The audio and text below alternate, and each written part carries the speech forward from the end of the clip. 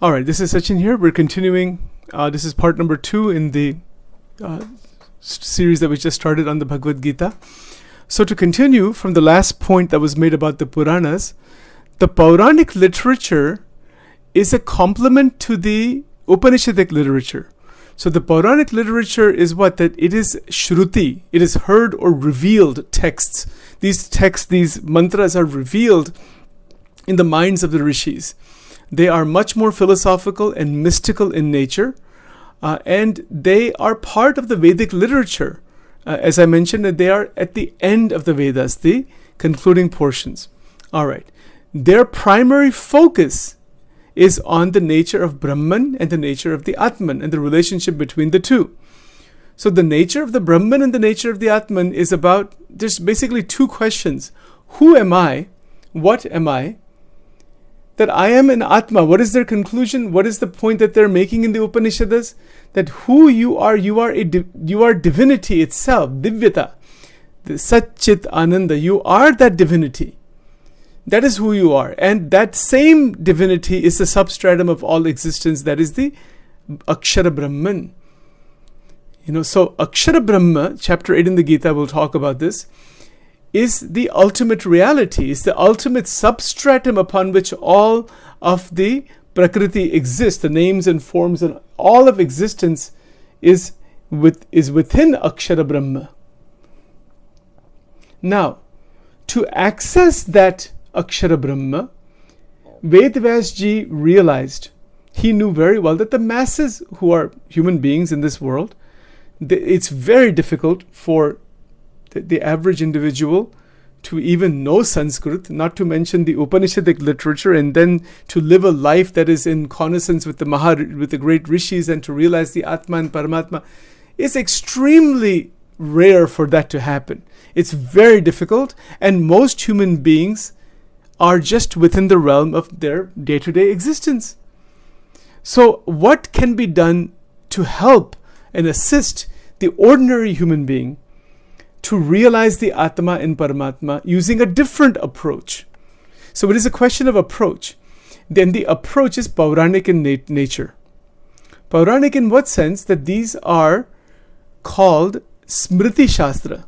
S-M-R-I-T-I. Remember the texts. They have a mythological component, a historical component, a religious component, a metaphysical component, a didactic component. It's all combined together because that kind of combination, that is the Puranas, this combination is needed for the ordinary human mind to evolve further, eventually into the Atman and the Brahman. It is very rare for anybody to capture directly the teachings of the Upanishads and just realize the ultimate truth that way. It doesn't usually happen for many reasons. And one of the biggest reasons is simply that we have too much clutter inside our minds. And also we cannot live that kind of life that easily. There's attachments upon attachments upon attachments, entanglements upon entanglements. So it's very difficult to uplift beyond the mind just like that. The rishis went through that and they lived that kind of life, and many of them were successful in that. But for the ordinary person, they're not going to be that successful that easily. It'll be very difficult. So as a result of that, the Puranic literature was created. And this is very interesting. This Puranic literature has a lot of stories. So these are stories of Bhagavan Shankar, Bhagavan Vishnu, of the Mahashakti Devi. In the Srimad Bhagavatam, there are incarnation stories. There's, of course, the Charitra of Bhagavan Krishna is there. Bhagavan Ram's Charitra is also there in the Bhagavatam and all the other major incarnations. Why is this necessary? Because it is a way of doing dualistic worship. If I'm sitting in the mountains or in the nature, who am I worshipping? How do I, I don't have anything to latch onto. I'm just sitting in nature with my breath and, kind of abstract meditation. Whatever. I mean, that was there before, and people still do it today. But there's nothing to latch onto. There is no support for the mind. So that is called avlambana. I think it is a Sanskrit word. It's definitely a Gujarati word. It is a support. the mind needs support to latch onto. If you look at the Abrahamic religions, you'll find the notion of God is there, that God is the Father, God is the great transcendental being, God is revealed to the prophets, like that. There's the worship of the Lord. What is this? This is dualistic worship. So there is the notion of a creator, supreme being or God, Bhagavan, and then there is the one who is worshipping God. That's dualistic worship. So the Puranic literature was created for this purpose, that for the purpose of human beings in the ordinary frame of life to be religious. It has a religious overtone, to worship the deity, to worship Shiva, to worship Krishna, to worship Rama. Why? Why do this? Is it something fake, something, not real? No, it's not like that. Those beings that are worshipped, like Shankar Bhagwan or Devi or Krishna Bhagwan, those beings that are worshipped, where do they exist? Do they actually exist, or is it just mythology? Right? So their existence is metaphysical. And this goes back to the discoveries from the ancient times of what is called the Brahmand. The universes upon universes, the lokas, different layers of existence.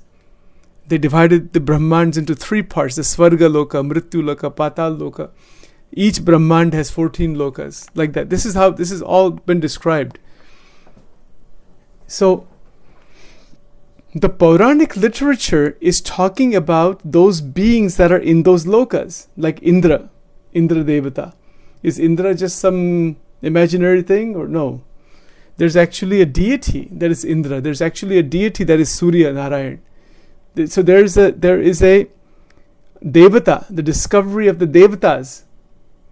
And then from there, beyond that, there are the Ishvaras, from Brahma, Vishnu, Shiva, all the way up to Pradhan Purush.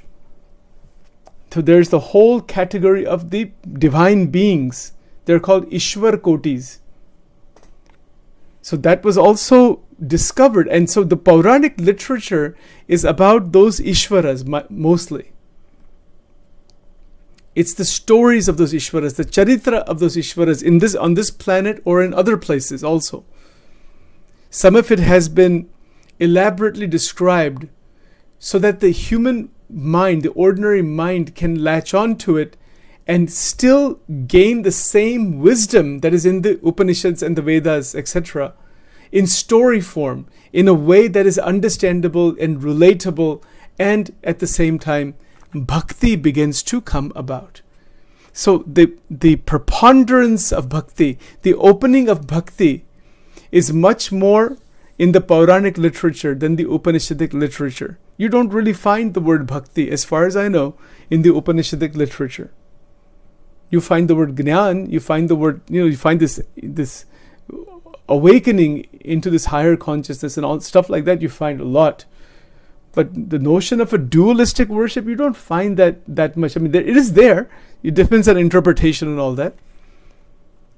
But in the Puranic literature, you find the beginning of the devotional strands. And those devotional strands in Sanatana Dharma took 5 major strands based on all of this Puranic literature. And that is the worship of Ganeshji, Vishnu, Bhagwan, Surya Narayan, Shankar Bhagwan, and the Mahashakti Devi. 5 strands. This is called Panchayatana. And so after Vedvyasji, even before Vedvyasji it was there, but after him specifically, these Puranas were written. They were written, and they were worshipped, and they were adored, and the temples are built, and upasana, and bhajan, and bhakti, and sadhana of all kinds comes about from thousands of rishis based on this Puranic literature. There are those who study the Vedanta, but that's relatively few number of people, more intellectual class.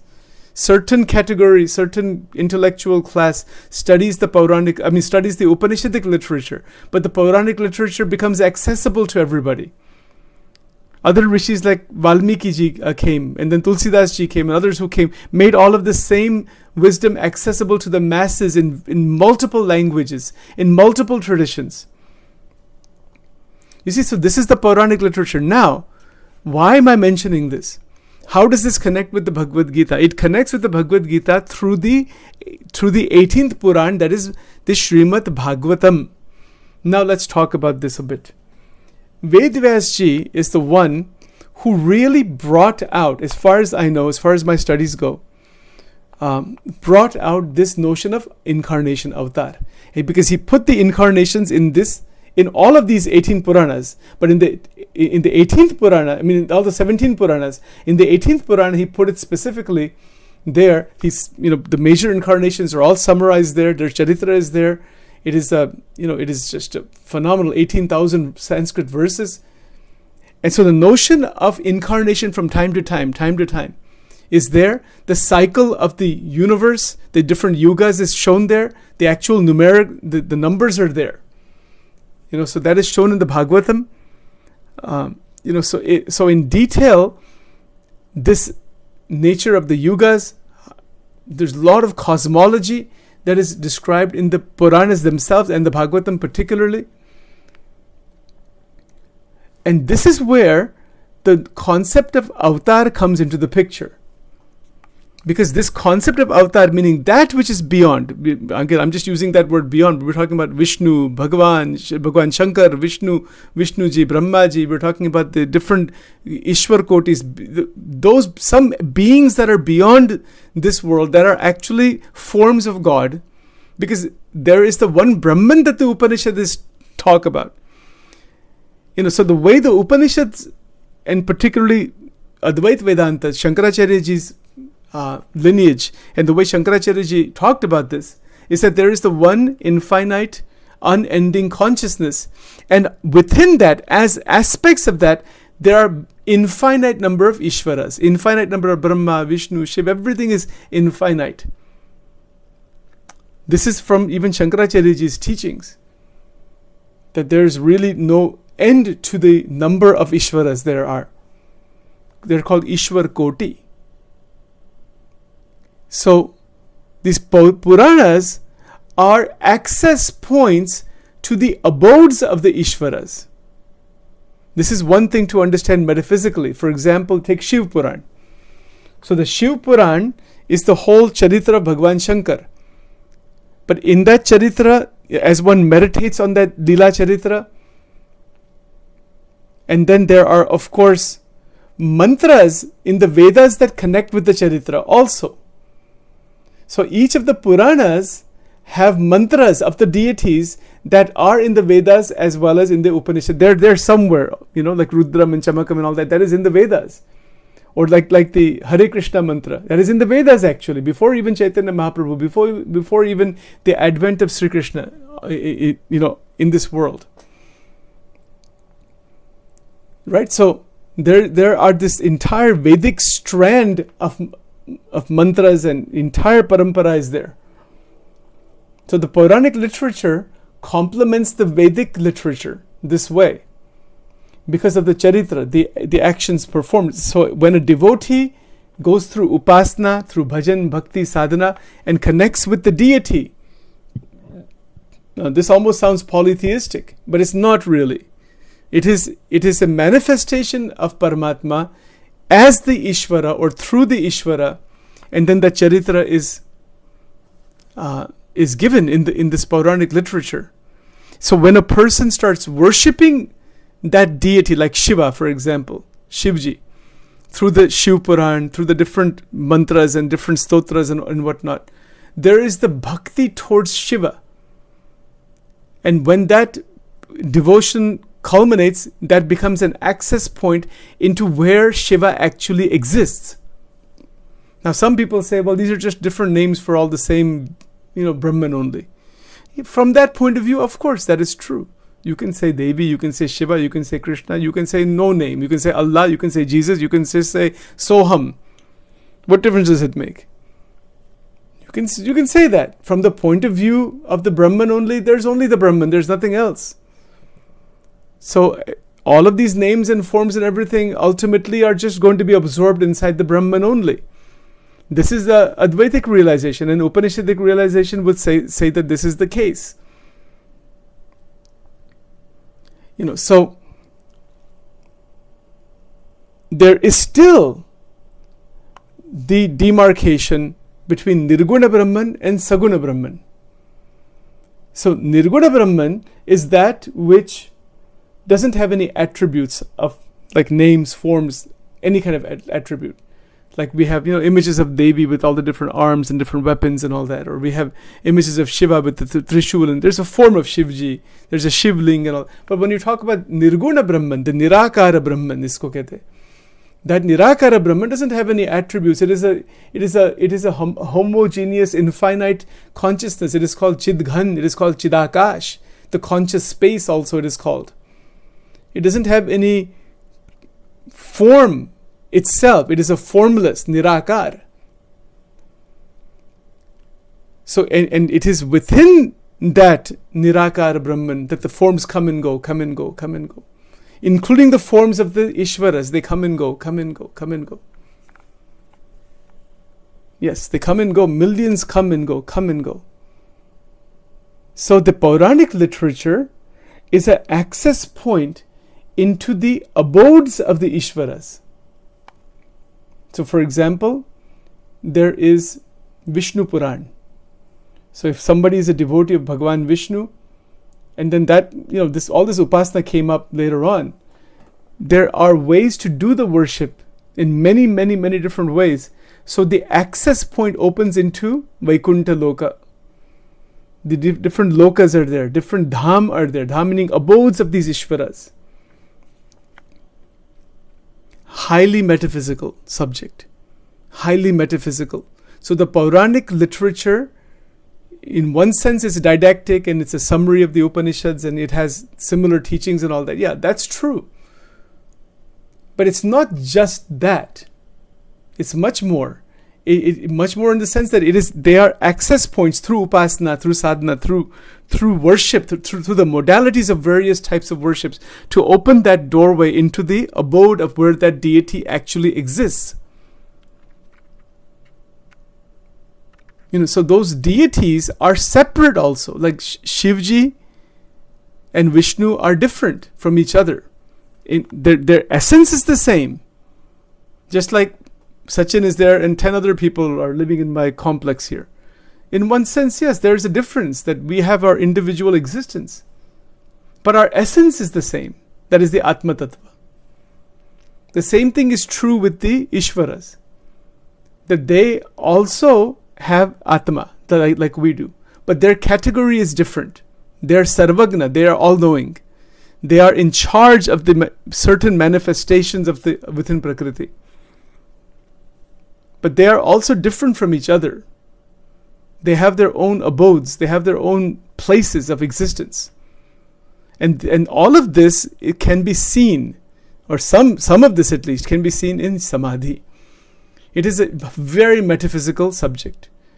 And again, we have not talked about the chakras and all that, but I'll save that for a little bit later on. But that's another way, to realize all of these different abodes.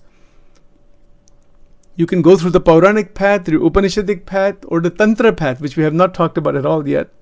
But we'll talk about that also in the context of the Gita. What is the connection with Tantra? And how that actually connects with the Gita itself. Right? So, having said all of this, I want to just stick to one point at a time because there's so many different things here and I don't want to confuse it. That the incarnation concept is in the Bhagavatam, in the Puranas, and the incarnation meaning the charitra, that the human manifestation here, and the singing of that charitra, the glorification of all of those acts of the incarnations. And those acts are divine. And this is the point that runs through the Bhagavad Gita. Bhagavad Gita is such where Bhagavan Krishna, time and time again, he is telling Arjun, you focus on me. My charitra is divine. My birth and death are, my manifestation and leaving the body are divine. My every action is divya. Janma karma chame divyam evam yo veti tatvataha. This comes in chapter 4, this particular verse. That my entire existence is divine. It is divya. Divyam dadamite chakshu. I can give you divine vision. Bhagavan Krishna gives Arjuna divine vision to see the Vishwarupa, the whole Vishwa. The Virat Narayan, isko kehte hain. It's called Virat Narayan. So this is the strand, the manifestation of Sri Krishna Bhagavan, the human manifestation that is in front of Arjuna, that is the root of the entire Bhagavad Gita. And that is called Swarup Jnana. Again, we are going to get into this, definitely, but I'm just pointing it out right now about the avatar. Otherwise, you can also take the Bhagavad Gita and interpret it purely in a psychological sense, purely in a didactic sense, or that Bhagavan or Krishna is just pure consciousness. That's what is being, and that is also not wrong. All of that is true. Shankaracharya ji interprets, when Krishna says the me, he just talks about the Atma, that he's not referring to the physical form of Krishna. You see? But again, that's a kind of interpretation to emphasize the Brahman, to emphasize the Advaitic interpretation of the Gita, because Shankaracharya ji has written a bhasyam on the Bhagavad Gita. But so has Ramanujacharya ji, so has Madhvacharya ji, and many others have written also. And in Swaminarayan Sampradaya, the Vachanamrut is also really considered as a bhasya on the Bhagavad Gita, which we will also talk about another time, in some months from now probably, to some extent. You see, so again, I'm going to just share with you my own, just Sachin's perspective on this, objectively as much as I can, with respect to all the acharyas and all the different perspectives, that the human manifestation is recognized for its divinity. And this is what Arjuna is being asked. This is the essence of the entire Bhagavad Gita. To recognize that Parabrahman is manifested as Krishna. And who is he telling that to? Arjuna, who is right with him. And that is called Pratyaksha Bhagavan. Pratyaksha means that which is seen through our eyes. That is called Pratyaksha. So that it is a manifestation in front of us. Otherwise, you're left with abstract notion of Brahman, or God is somewhere, some abodes are somewhere, something is somewhere, God knows where it is. We have no access to that. We're just living an ordinary life with some faith, with some this, with some that. That's all. And the end of this world. No, Krishna is saying, you see me. Again and again, you see throughout the Gita, he is telling Arjuna, you keep your attention on me, keep your buddhi on me, keep your focus on me, come to me, leave everything else aside, come to me directly. You don't worry about anything else. Sarva dharman parityajya mamekam sharanam vraja. You come to me. There are verses upon verses. This is the strand, the incarnation in human form that runs as the focal point, the central point, around which all other teachings are interconnected, like the spokes on a wheel. If you have a wheel with 700 spokes, there's a center point. That center point is Bhagavan Krishna himself. Krishnastu Swayam Bhagavan. This is written in the Bhagavatam. So this is why the story goes, or the history goes, with Vedvyasji. He's written 17 Puranas. He's still not satisfied from inside, and Narad Muni comes and he says, you have not written the charitra of the manifested incarnation of that Paramatma, that is Bhagavan Krishna. You need to write that. And he does so. And that is where the Bhagavatam comes about. And then his son Shukdevji, he expounds upon that, and then the whole tradition begins from there. And that is the most popular Purana. And then Vedvyasji reached a great stage of Param Shanti, because he was able to write about the manifested form in human form at that time, 5,000 plus years back. And then that was his mission was completed at that point. The point here, it's where the manifested Bhagavan, or the great devotee of Bhagavan, or the great sage of Paramatma, Bhagavan or Bhagavan ke Santa, Bhagavan or Bhagavan ke Bhakta, to recognize their divinity is the quintessence of all spirituality. And that quintessence is the last verse of the Bhagavad Gita. And that last verse is spoken by Sanjay.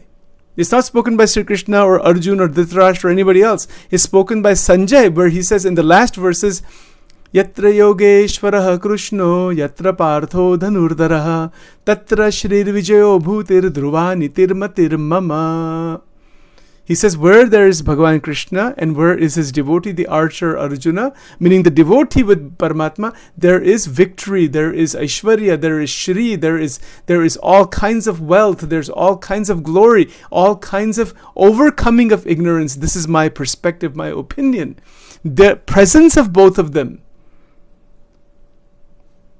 manifested in the world, that is blessing for all. Its general meaning is the recognition of the manifested incarnations of God, or those who are the completely evolved Brahmanized sages, or those who are 100% realized enlightened beings as the pure devotee of Paramatma. Bhakta or Bhagwan, that's the general principle in the last verse inside the Bhagavad Gita, at the end of the Bhagavad Gita.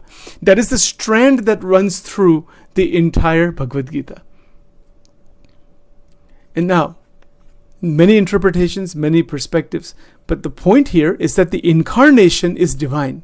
Divine in what sense? What does that mean actually?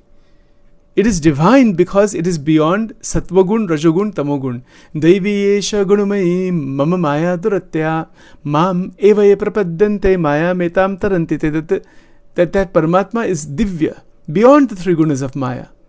This was all discovered. I'm going through it kind of. That this is discovered from thousands of years of internal research and sadhana and so many things. But Bhagavan manifests out of grace. Right? And this is where the Bhagavad Gita actually begins, with all of this background. Now there's some more background here as far as the story of the Mahabharata goes. Many people know it, some people don't know it.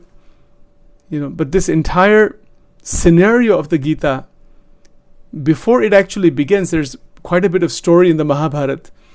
About the Pandavas and the Kauravas, and the whole story of that fight between the cousins essentially, and then that also began with a gambling episode. So one of the big interpretations is that one of the big reasons for this entire war was gambling. Where gambling can take a person. So that is also there, and also gambling is mentioned in the Bhagavad Gita also, as one of the vibhutis. We'll be talking about that, how that works. So the point is that there is a highly metaphysical way to understand all of these scriptures, including the Bhagavad Gita, based on the interpretations of the acharyas.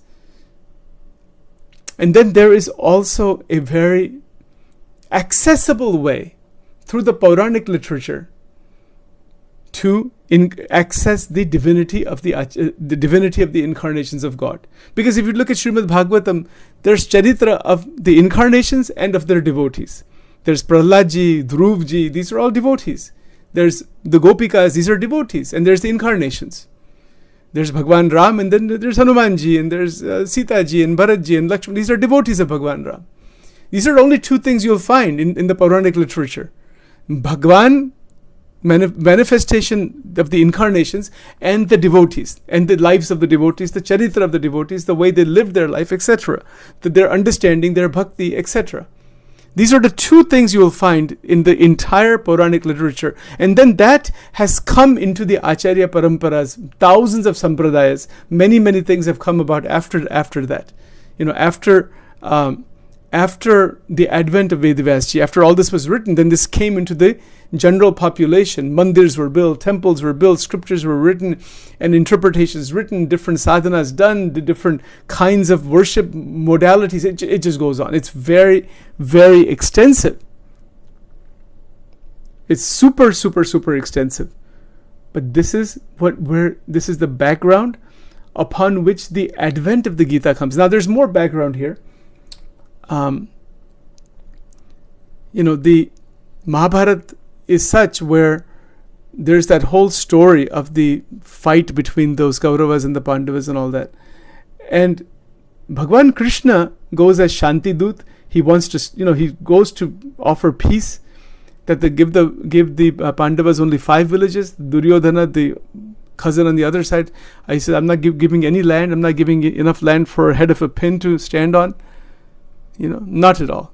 And so then the war was inevitable at that point. But what happens here, and this brings us to the beginning point of the Bhagavad Gita, where Arjuna is on the battlefield. See the scenario.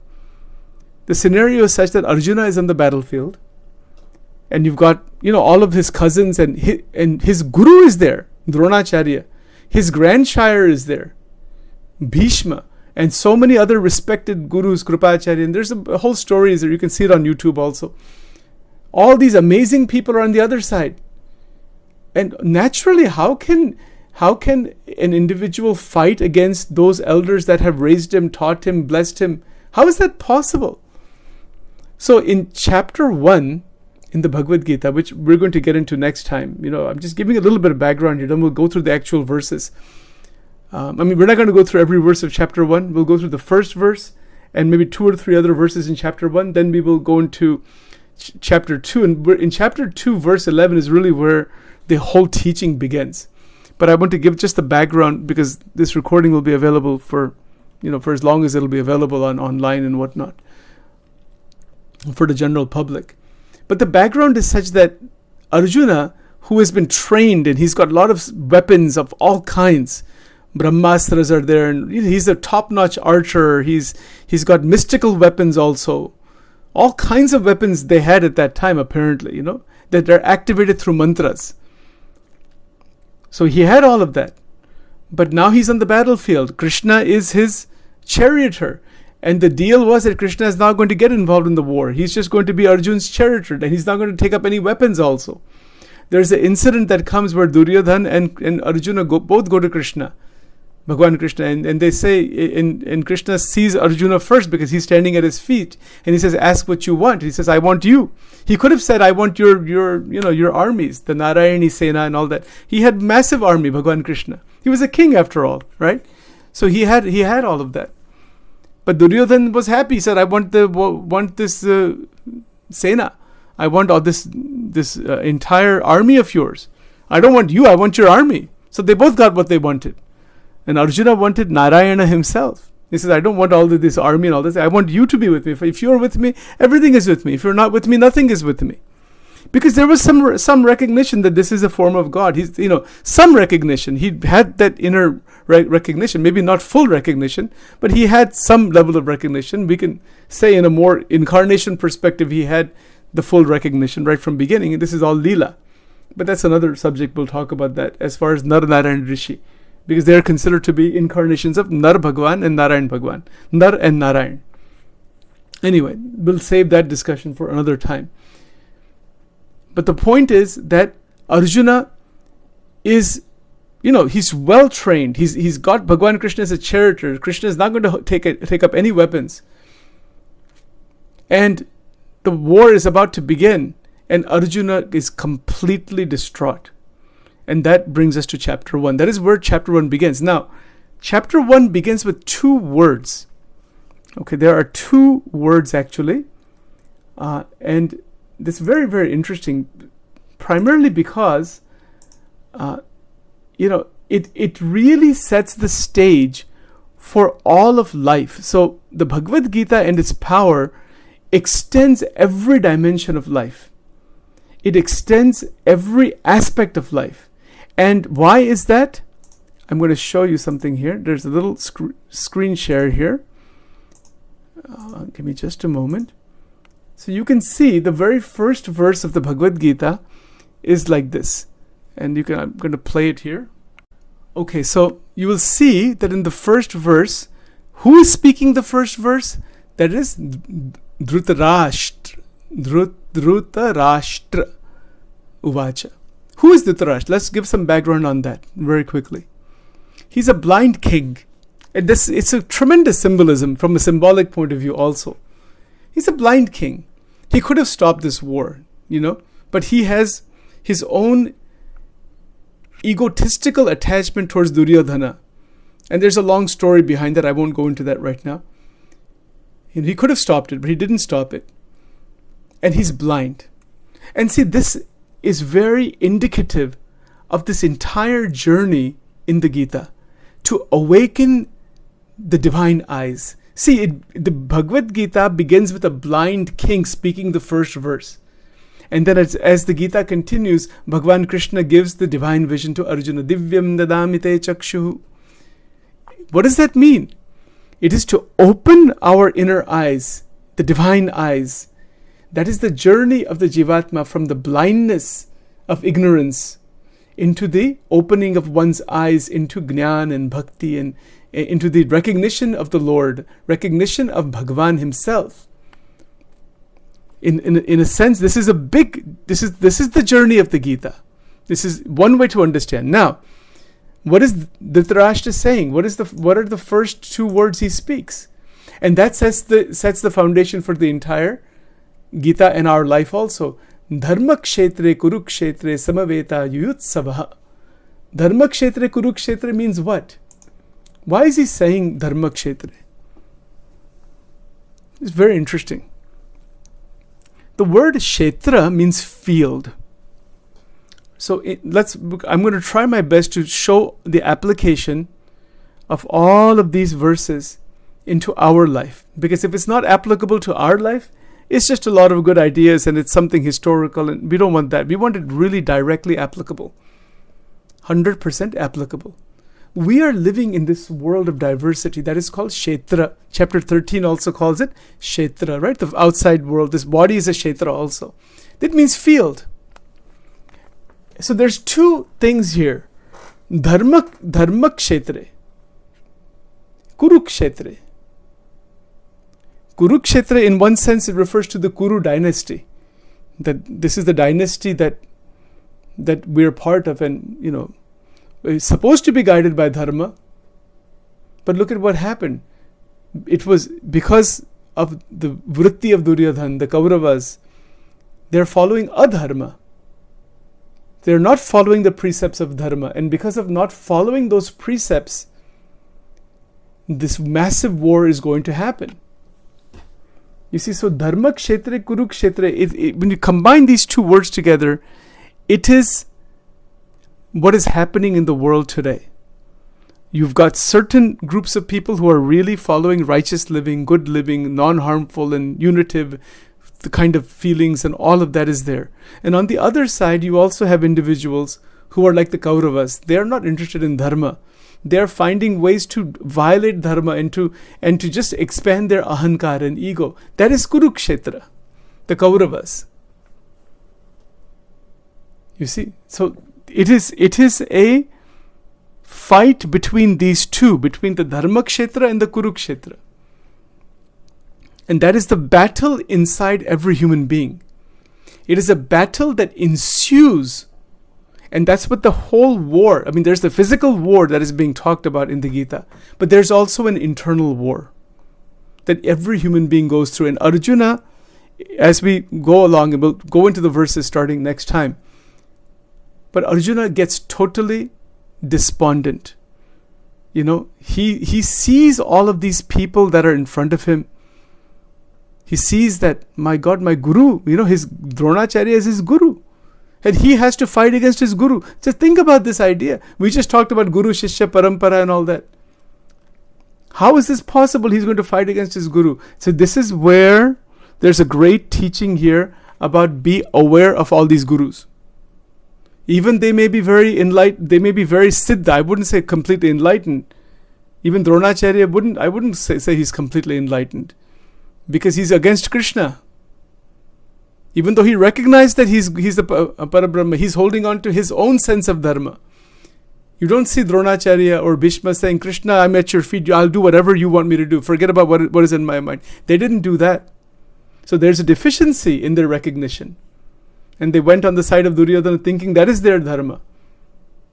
And see, that's another big point here, that what is dharma is given by the Lord himself. That what I'm telling you, that is dharma. That is what Sri Krishna is saying. Karishye vachanam tava But at the very end of the Gita, Arjuna will say to Sri Krishna that I will do what you are telling me to do, because now I have realized that whatever I was thinking as dharma in chapter 1, that is not dharma. What you are teaching me, what you are telling me, my eyes have awakened, my moha is gone. That is dharma. Whatever is spoken by the enlightened being, the enlightened master, to the guru, to the shishya directly, that is dharma. And that is why that is called Pancham Ved. You've got the 4 Vedas, no doubt. But what is the 5th Veda? These words spoken by the enlightened master directly towards the shishya, who is truly enlightened, who is in the Brahmic consciousness, or in this case is Bhagavan Krishna, Krishnam Bande Jagat Gurum. He is speaking directly to Arjuna, and Arjuna says, Karishye Vachanam Tava. I will do what you are telling me to do, what you're asking me to do. Bhagavan Krishna doesn't force him. He says, I've given you all of this wisdom and knowledge and everything. And in chapter 18, he says, it's up to you. He gives him the freedom. He says, I'm not forcing you. If you don't want to fight and you want to go into the jungle and become a sadhu or whatever, you do that if you want. Life will go on. Something will go on. Nobody is indispensable. But Arjuna says, no. Nashto mohaha smritir labdava.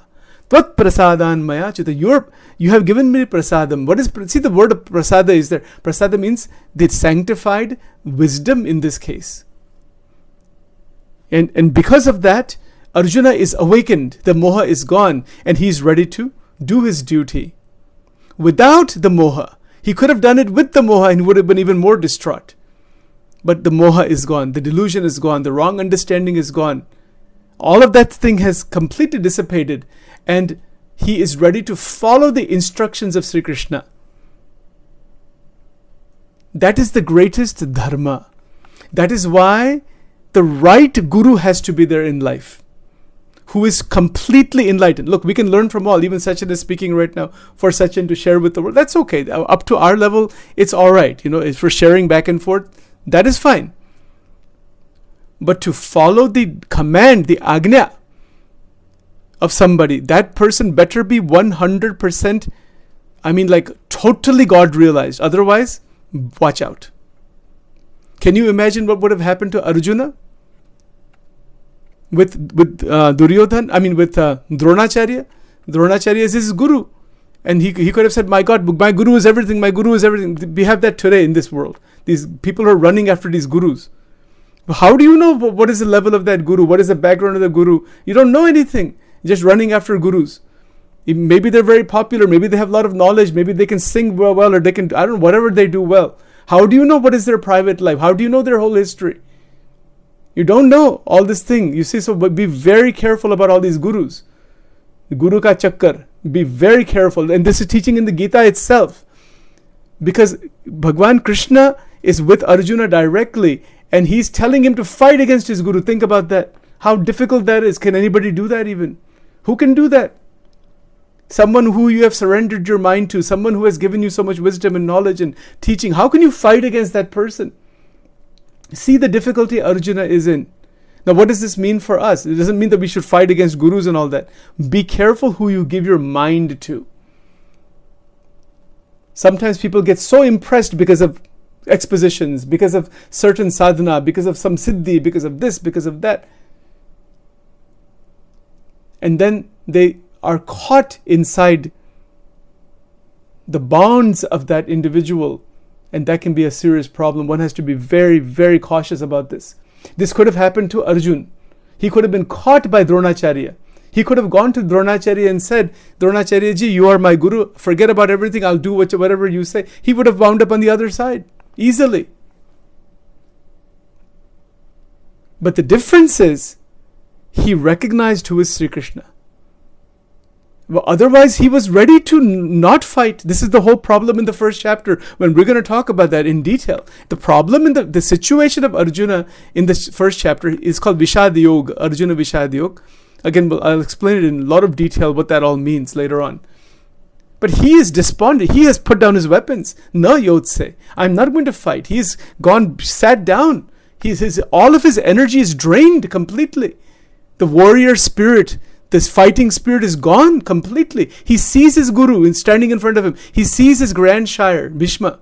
He sees Krupacharya. He sees other elders, other amazing people that he has respected all his life. He says, how can I fight against them? How is that even possible? And then this war is going to generate all kinds of horrible things. Wars are terrible business. So Arjuna gives reason after reason after reason after reason in chapter 1. There are 47 verses in chapter 1 of the Bhagavad Gita.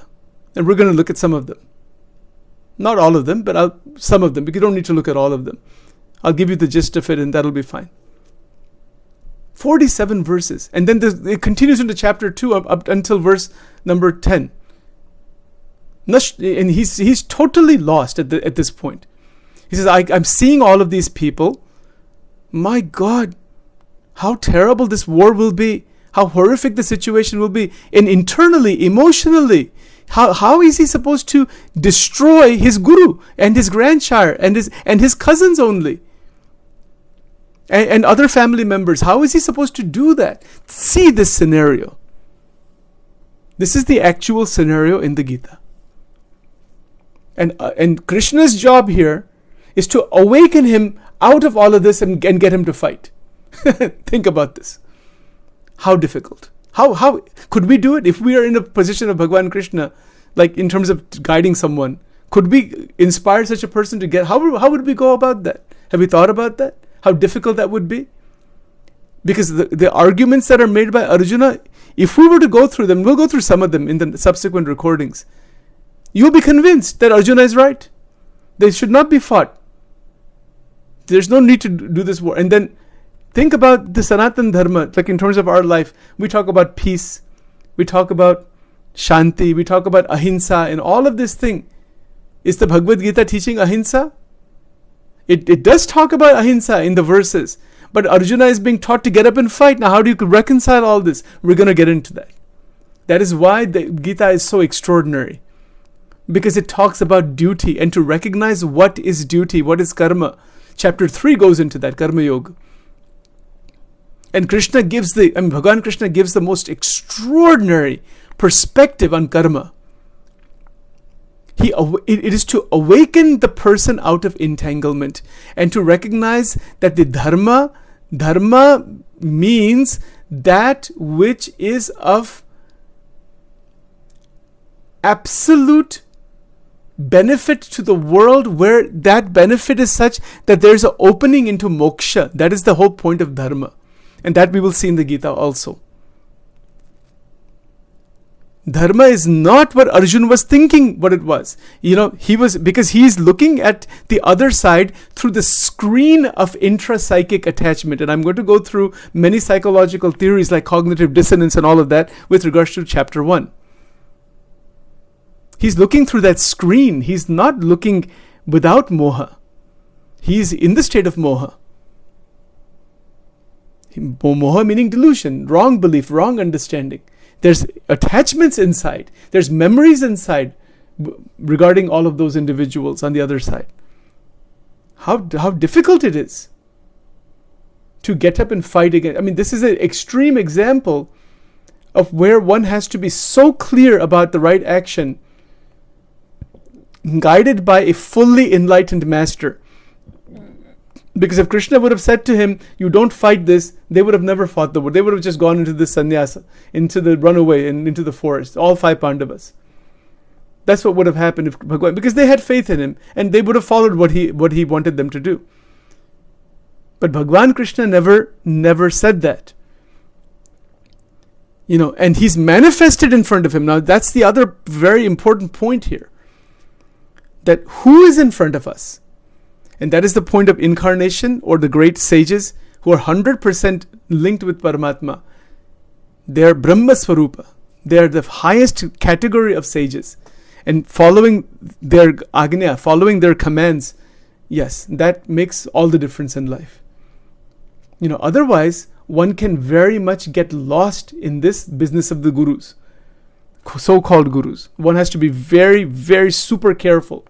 Kisi ko guru nahi banana unless you are absolutely sure, 100% you have not the slightest doubt about the absolute divinity of that individual, and they're going to guide properly. And also there needs to be personal guidance on top of this, that the guru is present physically to say, know where the shishya is, and that is how this was done. Not the way this is done now, it's totally, whatever it is done now, I don't know, it's done totally different way. Thousands of people are sitting with one person.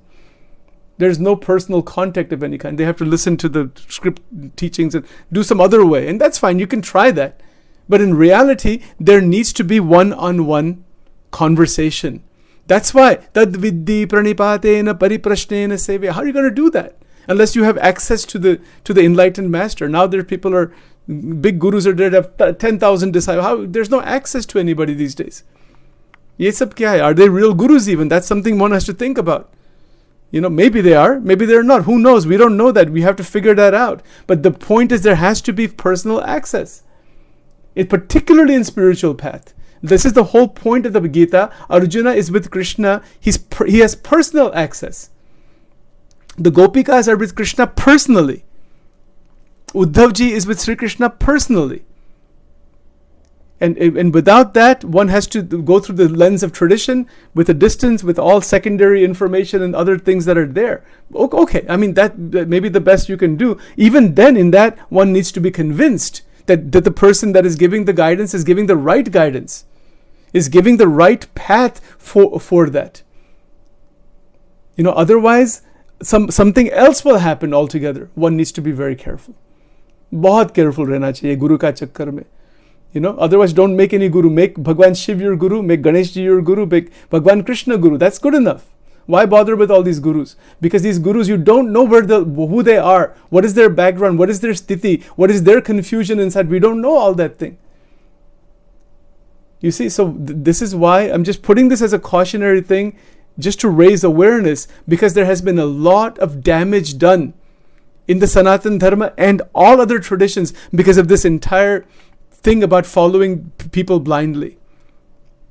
There's nowhere in the Gita is Bhagwan Krishna telling Arjun to follow him blindly. He's saying, you come to me, you recognize who I am, and then he says at the end, you do what you want. He's not taking away his freedom, he's not forcing him, and then, but by that time Arjuna is fully awakened. See, these are all the mysteries of the Gita. Please don't misunderstand, I'm not criticizing anyone, but there has been a lot of damage done in Sanatan Dharma because of blindly following individuals who are not enlightened. And God knows what happens after that. You see, so that's why in the Gita, Bhagwan Krishna himself says, those who worship me come to me. Those who worship the gurus or the teachers or ghosts or devatas or relatives or pitrus, whoever you worship, you go to them. This is in the Gita. We'll talk about this very fascinating idea. Where is this Jivatma going to go? Is going to go with what we're connected with. Even from the Upanishadic time, the gurus did not say you worship me. They're saying you realize who you are. See, like even there are temples now, there have been for a long time, of Shankaracharya ji, of this Vedantic meditation, they're fantastic. But Shankaracharya ji never told anybody you worship me. Shankaracharya ji is saying you realize who you are. That is a real guru.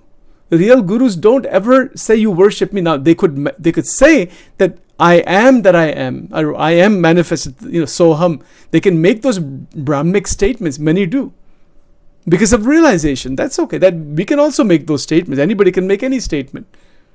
Like Jesus said, I and the Father are one. Those who have seen me have seen the Lord. I can say that too. And so can you, and so can any Tom, Dick, or Harry, or Sally, or whoever it is. So what? The talk is cheap. Anybody can say anything. But the realization is the key. And this is the whole, the mysteries of the Gita are such. In the very beginning, we find this entire situation going on with Arjuna.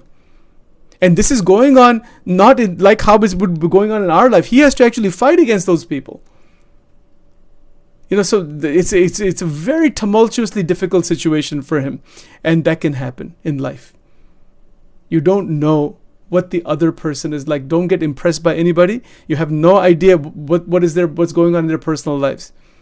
Unless you're staying with that person for a long time and you know and there's an internal recognition of the Brahmic state in that individual, बहुत careful रहना चाहिए इसमें, because इसमें से क्या होता है, what can happen, wherever that person is, that is where you'll wind up also.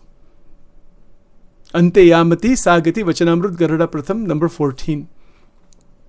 These are the dangers, and so those dangers are described in the Gita also. And what is even meant by Guru, that is also described in the Gita. We're going to get into all of this. It's a fascinating subject to really think about, to really expound upon. It is a journey into realization. Please remember, sometimes some of these things that I may be saying may seem a little harsh at times, but they're only spoken because of the damage that's been done. There's a lot of damage that has been done in the lives of so many individuals, simply because there is no access to the enlightened person, if the person is truly enlightened. Or there is a problem in the way the sadhana is done. People are stuck in between somewhere. That can happen also. So many things can happen you don't know on spiritual path, right? So one has to be very careful. The safest thing to do is to make Bhagwan Shankar your guru. This is my recommendation. That is absolutely the safest thing. Namah Shivaya mantra karna. Always do Namah Shivaya mantra and then do all these other upasana. And if you are convinced that the gurus are guiding properly, then continue on the path. And their purpose is to show the path. Their purpose is not to be worshipped themselves as such. Now, if the manifestation is there, like Krishna Bhagwan is saying, I am everything. Now, there's only two possibilities. He's either speaking out of his own ego, like how we might do, or some ordinary person, or he's actually the incarnation. And the incarnations that are going to reveal themselves that I am that. There are only two possibilities. There's not a third one. That's why even during the time of Bhagwan Krishna, Duryodhana and others said, he's a Mayavi. Krishna has some siddhis and all that. He's not no god or anything.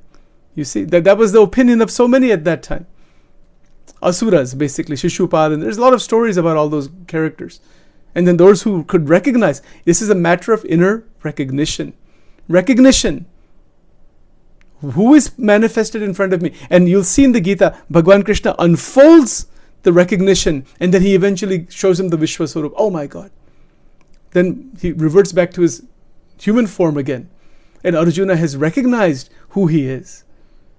That is divine vision. If you have that recognition, if we have that recognition with our Guru, with our Ishta Devata, whoever it might be, in whichever way, fine, good and well. I mean, many people say with Jesus and the disciples recognized who he is. Somehow they recognized him. And okay, fine. Whichever way, resurrection or whatever it may be. Now we are looking at all of that through tradition. Even the Bhagavad Gita and life of Krishna and all, Sri Krishna is looking through the lens of tradition. And that's a subject we will talk about, how to transcend the lens of tradition into the actuality. That we will cover that later on, how that actually happens. With that, we will stop here for today. Om Namo Bhagavate Vasudevaya. Om Namo Bhagavate Vasudevaya. Om Namo Bhagavate Vasudevaya. Shri Radha Krishna Arpanamastu. Om Shri Sadgurubhyo Namaha. Namah Shivaya.